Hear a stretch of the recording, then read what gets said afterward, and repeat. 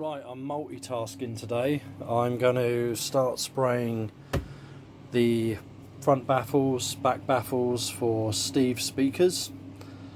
And in amongst that, I'm going to rebuild some crossovers, build some new crossovers, probably get some more oil on Steve's cabinets, which are looking really good. Really good. So they've had 2 coats of Danish oil now, and you can see there's sections that are beginning to sheen up quite nicely, so they'll probably want a couple more. But the cabinets are lovely. I mean, they do have a few imperfections.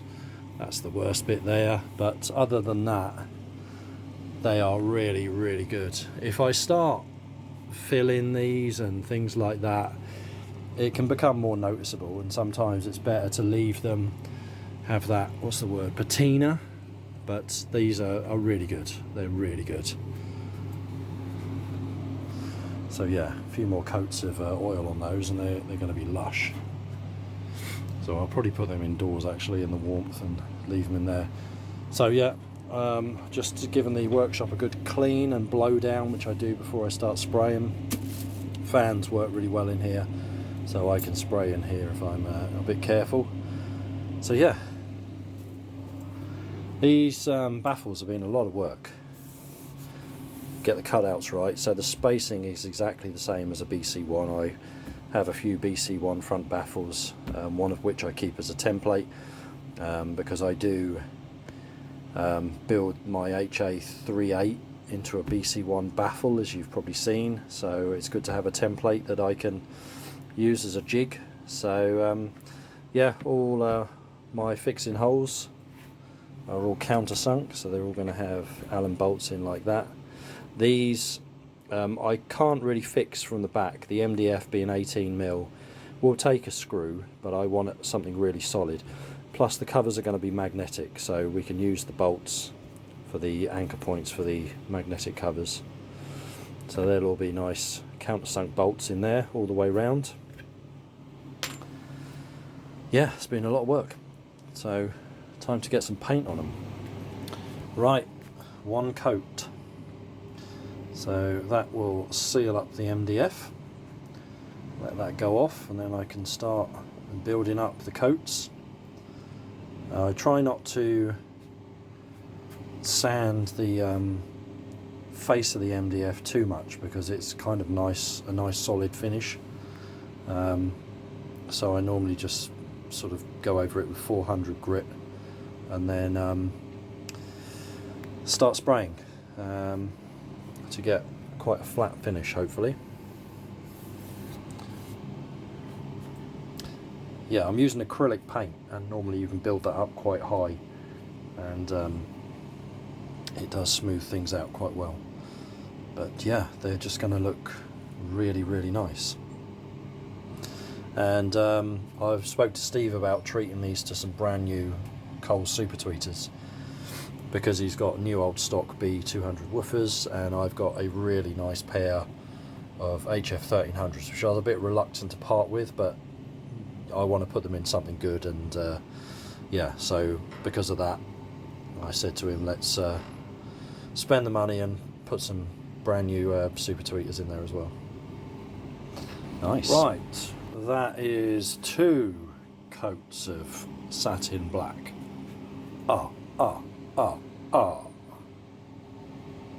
Beginning to fill up and gloss up quite nicely. I use so much of this neoprene rubber, self-adhesive and open cell foam. I've started buying it in bulk, so I've just dragged in what I'm probably going to use. Definitely not going to use all that, but start a new roll.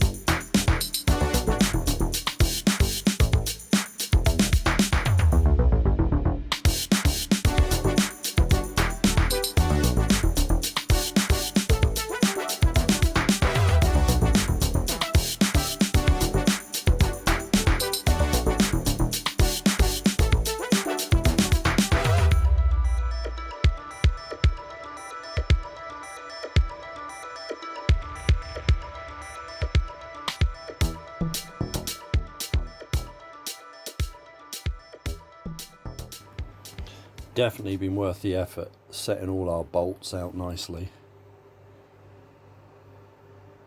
It's looking really, really tight.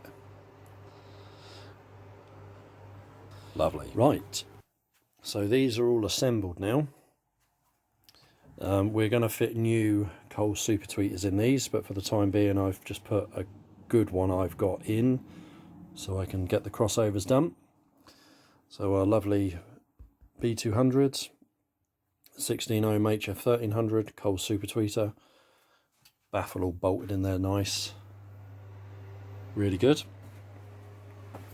And then our passive base radiator in the back, and we'll have our binding post down the bottom there.